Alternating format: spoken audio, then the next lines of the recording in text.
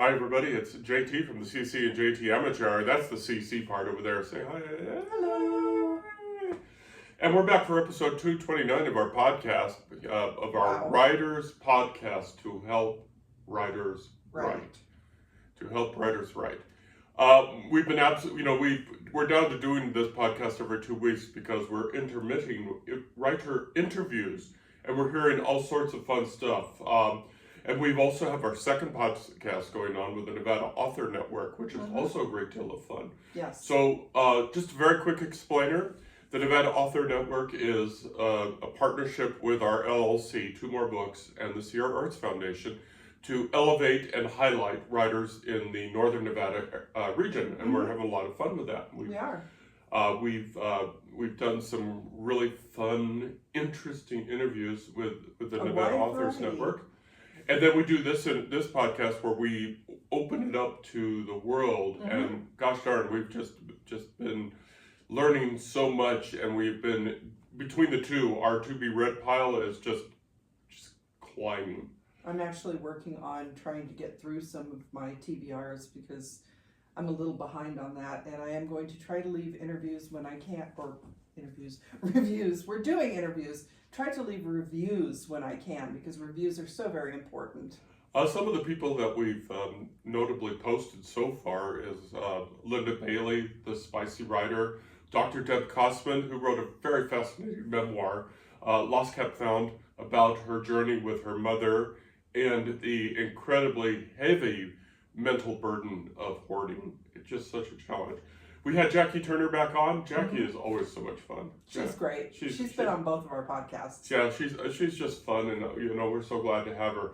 Suzanne Morgan Williams, we really can't say enough fun stuff about Suzanne between her books and her advocacy. Just really good time. Rich Moreno, good friend, old friend Rich Moreno, who was your colleague at Nevada at the Commission on Tourism. Yes. You were under one division, he was on the other division, Correct. but still, you guys were colleagues, daily, hi, good morning, buddies, that kind of thing. Yeah. But Rich Moreno, who is a name in Northern Nevada from his historical research, we were just so honored to have them on board. And his Backyard Traveler blog. Oh yeah, so much. And we were going to have Alice Osborne on the Nevada Author Network this week, but the technical difficulties from the podcast that we recorded yesterday, by the way, today is Sunday, July 13th. Wow, we're almost midway through July now. Yeah, so we recorded her podcast yesterday, and I apologize to Alice, but the audio was just unusable. So we're going to try it again this week. So, but we met with Alice yesterday, who is a poet and a songwriter, and guys, we're going to re-record it. We're going to say, you guys got to watch this because it's just fascinating. Yep. And one unique thing about her is the Nevada Author Network, the writers that we've interviewed so far are pretty much well established in Nevada. She's a quote unquote newbie, though.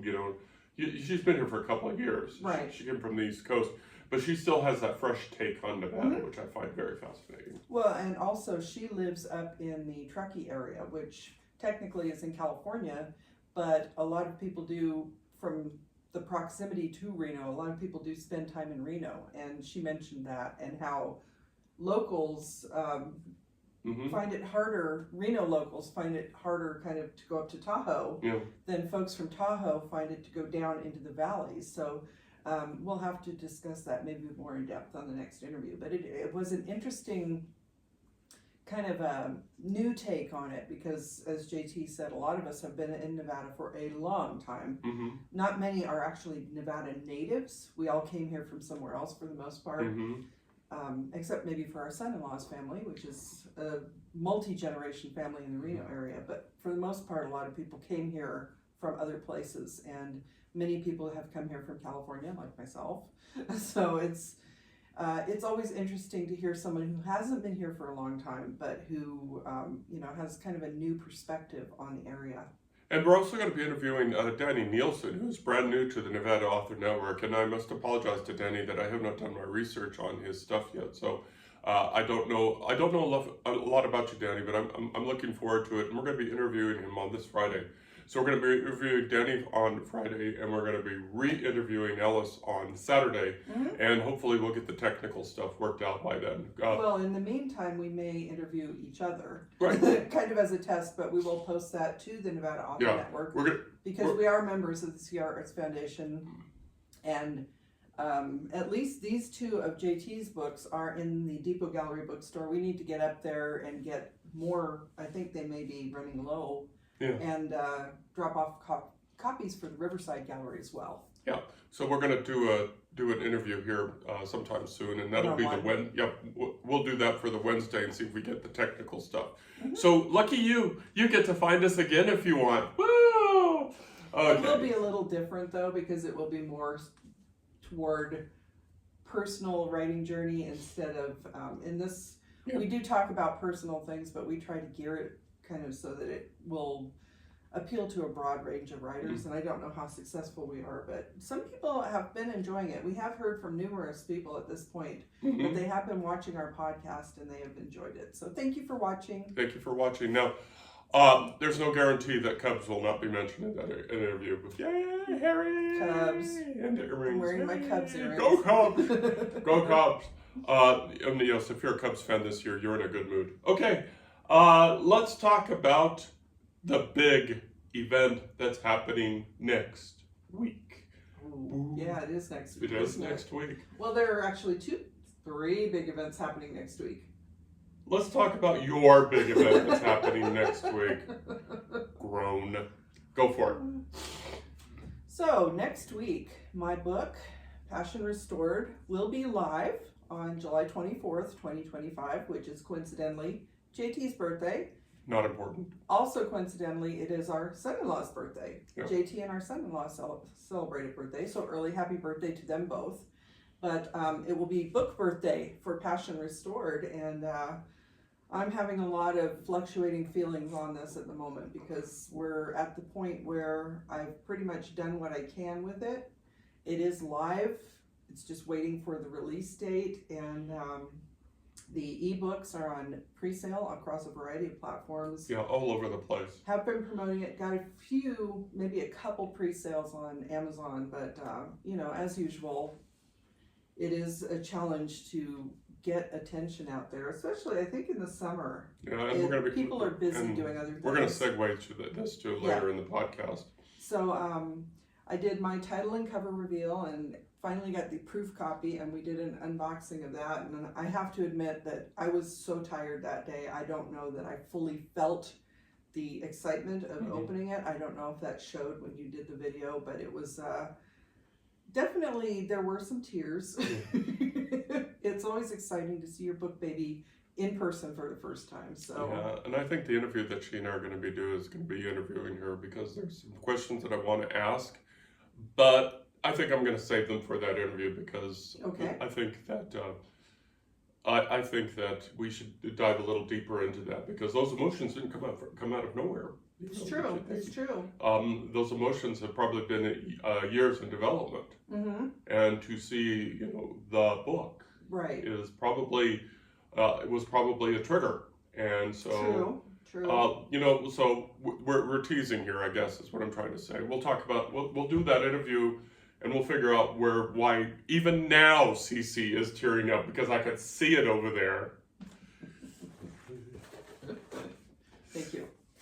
And I'm just picking on. I'm kind of wondering if I know where you're going with this, but we'll see. Yeah, and I'm not picking on her, and I'm not harassing her. No. This is what we've been doing for. Actually, quick personal story. So we have 3 kids. We do? Yes. This goes back to the picking on, and some people would take this one way, and obviously it worked a different way for me, but being in the hospital, going through labor, everybody understands that is a particularly stressful time for people. And, if you're writing a book, this could be character development, but JT has a very interesting sense of humor, and not everybody understands JT's sense of humor. And even early in our marriage, because we had our first a little over a year after we got married, I had already kind of figured him out. And JT was rather abrupt and abrasive during labor because he was, So sorry. no, I understand the reason for it. And I was, I was upset at the time because it is a very emotional experience, but I understood that what he was doing was distracting me because he knows that when he gets my Irish up, as he calls it, I'm really stubborn, and it did help me power through some of the more difficult parts of labor. So it's, JT may seem like he's picking on me sometimes, but he's really not. I understand where it's coming from. And even in some of the most stressful times in our relationship, it's really been helpful to me. So just saying. But that is a good, character development moment if you're thinking about when you're writing characters. It's not all sweetness and light in all situations. And your couples, if you're writing romance in particular, may butt heads, but they may do it in a loving way.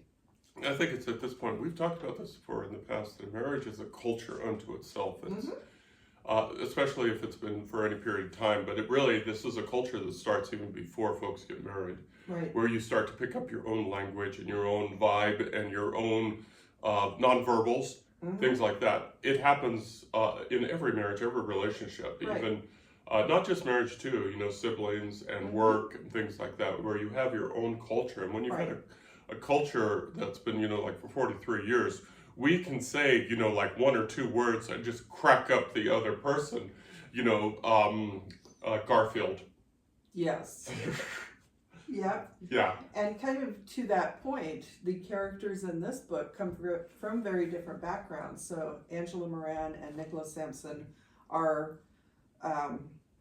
two very different people who meet when they are in their 50s, and there are strange things going on around them. But her culture is that she has a very close group of friends and family that she's very comfortable with. And he comes from a situation where he doesn't trust a lot of people because he comes from a wealthy family, and he's constantly the subject of media, social media type things. So the two of them coming together and learning to trust each other with these different backgrounds is part of the relationship development that JT is talking about. And in our relationship, you mentioned that sometimes prior to marriage that's already in place, but that wasn't the case with us. Because we didn't know each other very well. No, we had Wendy's in common. We so did. We could talk about Wendy's and things but like that. But it was very, it was just like a sliver, and we kind of grew into it after the fact. Right. But that's not uncommon either, because going back in history, for example, my parents, both of my parents, I think, were engaged to other people before they got engaged to each other. And they came from very different backgrounds. And there was a lot of tension coming together because they were very, very different people. So those are the kind of dynamics you want to think about when you're writing your books. And JT does that really well in his books with his characters like Maggie, or the variety of characters in Serving Salvation. And we can almost segue to that, but let's wander back to Passion Restored. Let's wander back to Passion Restored. So give us the W's just very quickly. So you can find the links to all the different platforms on our website at www.carsonhume.com. Just go to books. It's up at the top. www.carsonhume.com. And their Passion Restored is at the top of the list, and it will show you the links to all the various platforms. And it's fun, since we've started using Drafted Digital, we're already seeing it available on international. And I'm hoping this may be appealing to people because, as we've mentioned in the past, specifically with the Maggie books and with Zoe, this is set in Virginia City, Nevada, which is another one of those very fascinating locations with a small town vibe. It's a very old west kind of town. It's geared toward tourism. So I'm hoping this may actually pique the interest of people in other countries, because some countries don't have that kind of wild old west feeling in them. So. Yeah, and what we're going to be doing is as part of the Drafted Digital is it gives us a link to Overdrive and Libby, which is the thing. And so what we're going to do is, after this gets published on July 24th, is we're going to reach out to all the libraries, especially Story County, where Virginia City, and say, hey, if you got a few extra bucks, put this in Libby, and it'll be. Excuse me, I'm so sorry.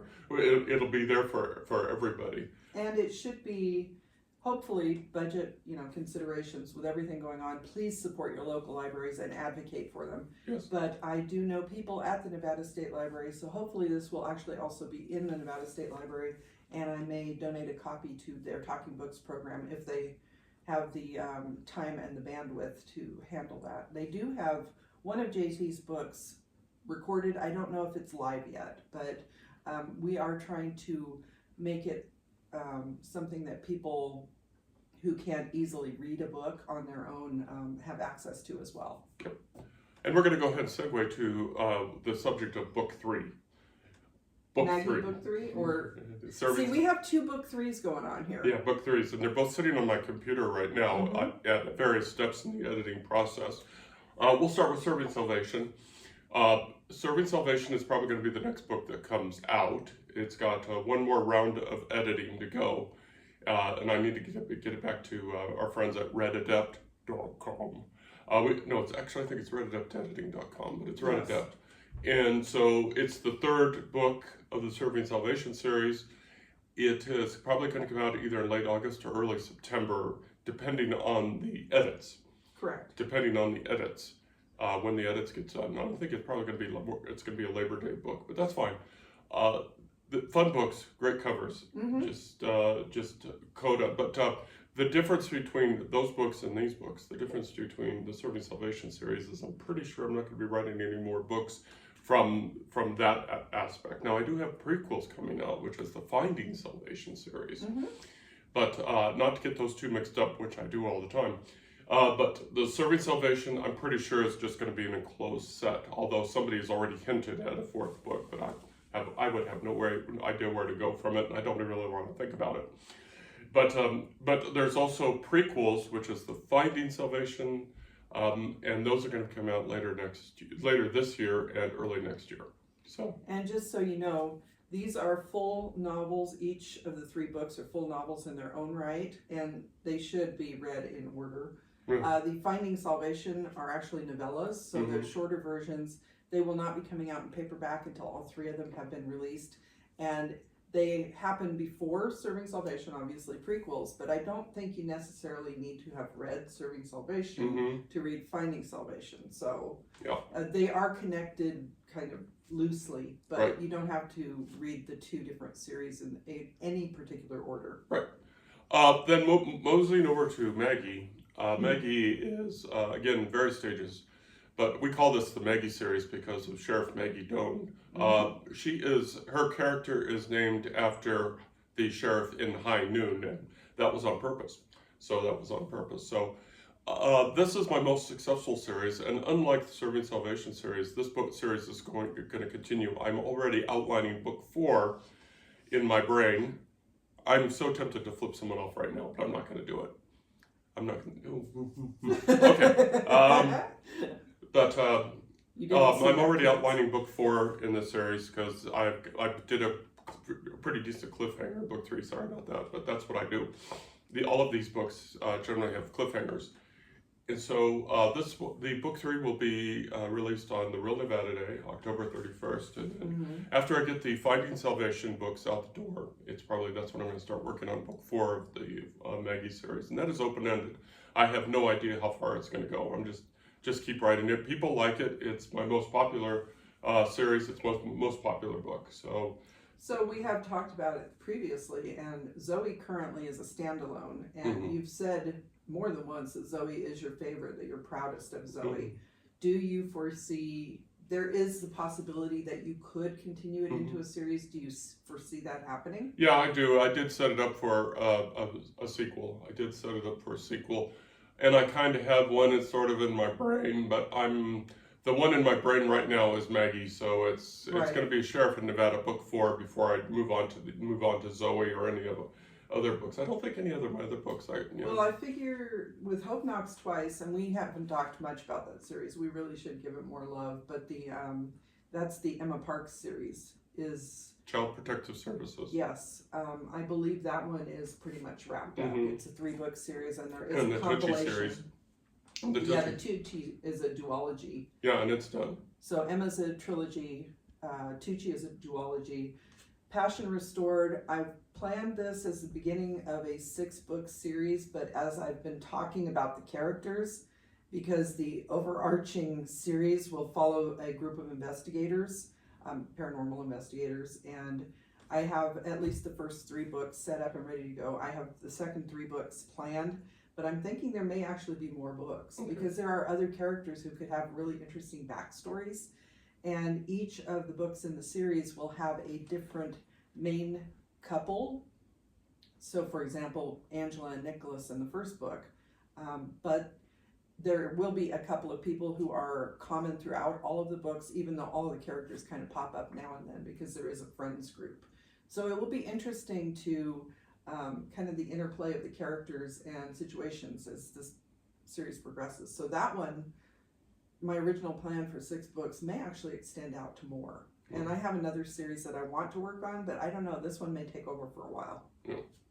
Plus, I have a standalone that I hope to release next year called Battleborn Bride. The only thing you're limiting in us is effort, energy, and time. You know, it's like, we'll get there. I think I know you have said this recently, that you don't feel like you have the time to write currently because of what we've been doing on the business side. I think if we get to the point where we are financially able to hire someone at least part-time to help us out with some of the things, we might get more books out more quickly. But then also we come back to the finances because each one of these is a financial commitment to put out too. So we have to very carefully plan them. Yeah, they're not bread in a toaster, folks. We just don't know. We just don't put down the lever and they pop out. But writers know that. One last note before we segue into what we wanted as the main subject is just a reminder, or just an announcement actually, is that we did a Barnes & Noble signing and we had fun and we're going to do it again. And so we had so much fun. We had so much fun. Well, we got to talk to people and it was an interesting time. You got to talk to your German ladies and things like that. Yes. So we're going to be doing Barnes & Noble on November 8th, so that's still a few months away. I don't think we have any book signings between now and then, but we hear hints off in the distance. So we're going to keep our ear in the ground. If you are a writer in the local area and you know of a book signing, please let us know. And as we have talked with our local writer friends, one of the things we are all trying to do right now is to find the most economical book signings we can do. Places like Barnes & Noble, they take a percentage of what we sell, so it's not a direct, you have to pay for the table situation. Some of the, there is, I believe, a Comic-Con going on this weekend in Reno. Yeah. Those tables get very expensive. So at this point in time, Kaboom-Con, yes, in Carson City. Great events, but at this point it's not financially feasible for us to do those kind of events. Even sharing a table would be difficult because we all have so many books that we want to promote that having more than one author, I mean, JT and I, just between us, we have books spread out all over and we have to think of how we're going to reorganize things to make it a little bit more streamlined. So we're working our way through kind of what we consider free tabling for the moment. And places like the Nevada State Museum, if they do a holiday fair this year, we will probably be there for that as well. Yep. And it's all sort of fun. It's all sorts of fun. We're probably gonna shrink down what we consider the main topic, but I think it's I think that, and you know, I don't want to spoil Cece's groove, you know, her vibe, because this is an exciting time, you know, coming up on a book release. You know, we're talking about years of effort, hours of working with editors and book designers. Oh my God, the cover design for Passion Restored was worse than childbirth almost, mentally speaking. Obviously, I'm exaggerating. We'll say that JT has had a much smoother time with book cover design than I did, and yeah, just for, and we'll talk about that in the podcast as to what this thing was. But we're coming up on the end of all this cycle, and now CC is just entering the you know, push it, advertise it, market it, and then probably, you know, sooner than we might think, we move on. We move on. Not to say that we don't continue promoting, but there's always, you hope that you have a decent release. And I have seen a lot of independent authors talking about this, because especially those of us who don't have a huge following, crickets, you know, release date comes and goes. you have a few people that post about it, tell you congratulations, I'll check out your book. Maybe they will, maybe they won't. Will you get a review? Maybe, if you're lucky. And that was the other disappointment that I'd had, was that I had hoped to put this up on one of the review sites, and I suspect that they were just slammed with romance. And I immediately got an auto reject for my book. So I wasn't able to get any early reviews on it. I did get a couple of nice blurbs from the editors at Red Adept, and I thank you for those. I'll probably use them at some point, but there is so much writing, emotionally on the release. Financially, you could make a case to say that, we would like to make back some of the money we've spent on these books at some point. It's not going to happen on a release day, especially not right now. But I think what we really have riding on these releases, and I don't know if JT feels the same way, but you really want somebody to see your book on release day and say, hey, this looks cool, I'm going to read it, I'll review it, this is exciting, and then they start telling other people about it. And the word of mouth is really what we're looking for. We're hoping it's good enough that people will find it, love it, and share it. And that's all the commitment we're asking for. Yeah, we're so hoping that it's going to happen this time. But it's we've been there so many times before where we did. We haven't yet put this out in press releases to our local media. And JT did get some responses from people that we ran into saying, hey, I saw you on our local media outlet talking about your new book. That's so comfortable. That is the other thing, as introverted authors, we are sometimes a little, we want to be in the spotlight, but we don't. We really want the spotlight to be on our writing, but we don't. It's like we buy our books, but don't read them for God's sakes. Just pretty buy covers. Just look at the pretty covers. Buy the books, but dear God, don't read the books. And it's especially when it's my non-safe for work book, the Tootsie Chronicles, so not safe for work, and somebody says, "Oh, I read those," and it's like I went. And I've noticed we have not yet taken any of those to a book signing, so I think JT is a little hesitant to be promoting those in a public environment. But the whole thing, you can tell just from talking back and forth right here, it is an emotional roller coaster. Yeah. And roller coasters are fun, but they're exhausting. And, the disappointment, I was trying to put this into words yesterday, and I was really not having a good time of it. But it's, I think we've both said numerous times that marketing is the hardest part.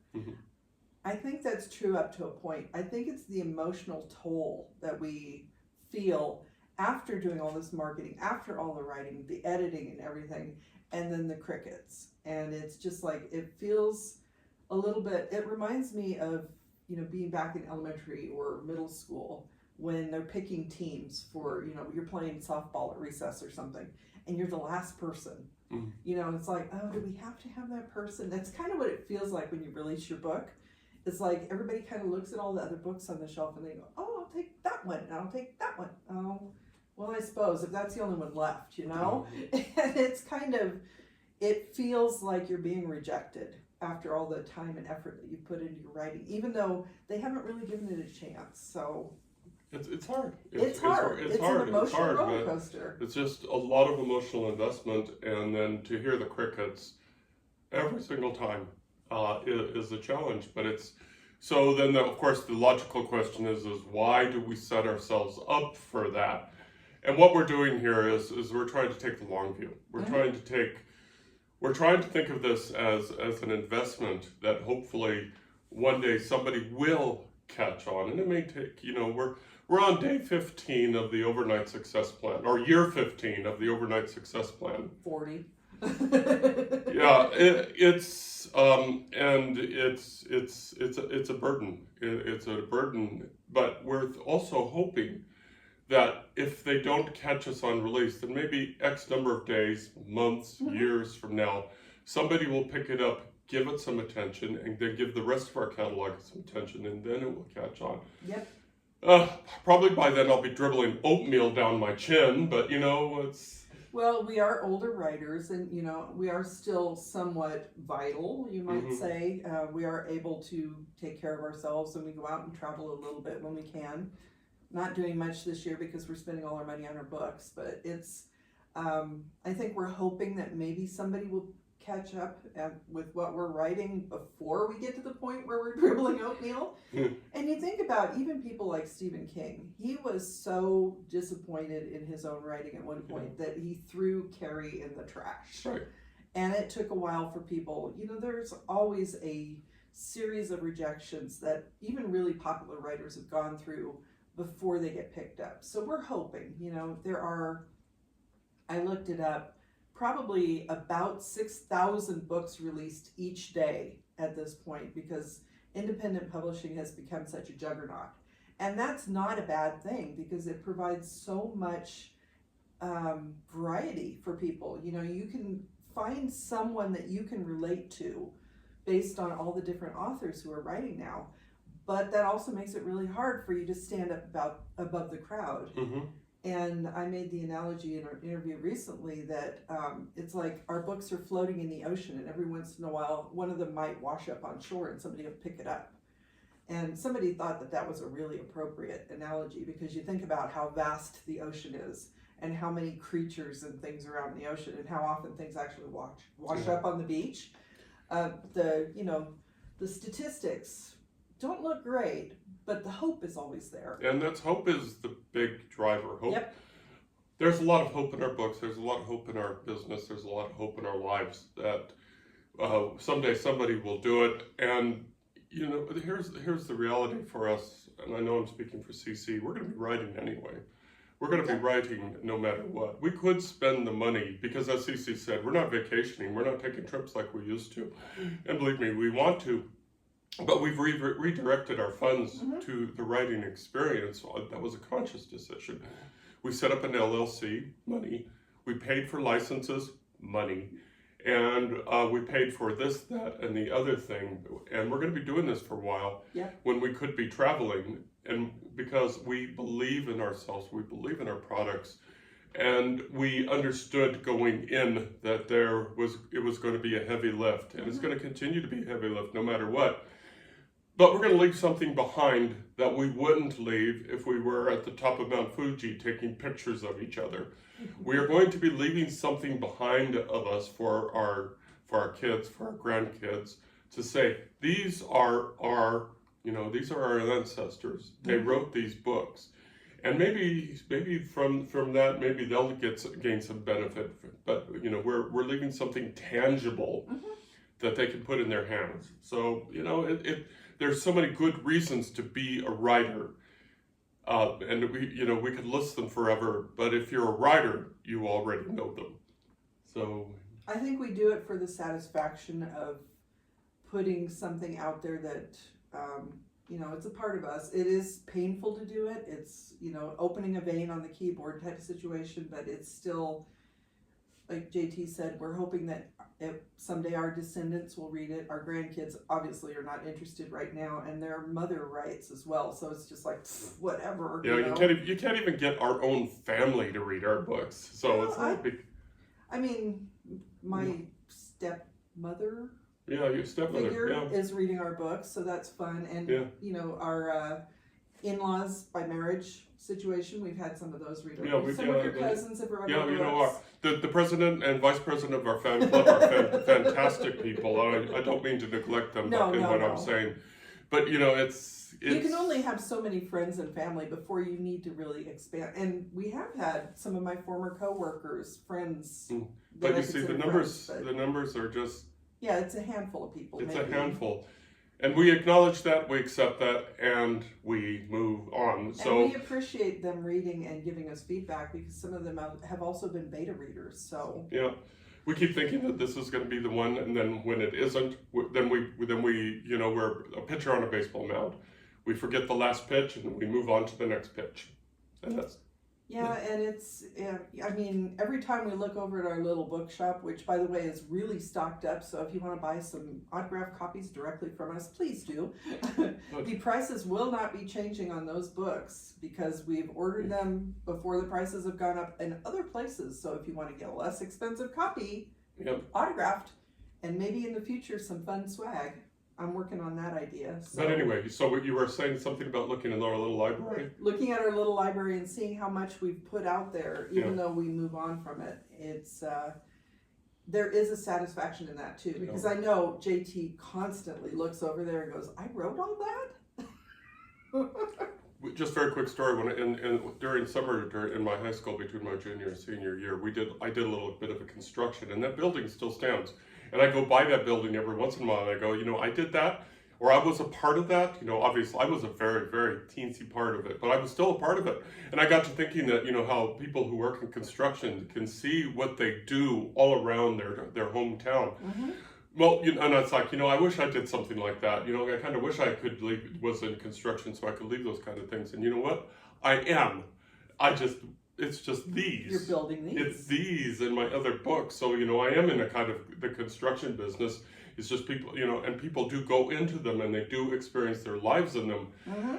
And this metaphor is only going to stretch so far, but it's still, I don't know. But I still built something that can be a part of people's lives. And so, I'm okay with that. It was just, it turned out okay. Yep. And every time we hear that somebody maybe has picked up a copy out of the blue, even if it's not a release day thing, there is a little jolt of joy. Mm-hmm. So the unexpected, you got recently a review on one of the Finding Salvation, mm-hmm. The first Finding Salvation novella, that it just kind of came out of the blue and you were just like, wow, that was cool. And it's it was so a really cool good when one. Strangers get my books. Yes, when they understand what you were going for. Okay, I think we've belabored this point. I think we've taken this point. Especially if we're talking more about it in another podcast. Yeah, we're talking about it. But writers who watch this podcast, who watch this particular episode, will relate, will understand. And what we are trying to say is, just hang in there, keep going. Mm-hmm. Even if the books do not move today, they will move in some way tomorrow. Even if it is, among your family and friends, they will move eventually. And it's kind of cool to know that you're going to be leaving a legacy of some kind, and that's how it is.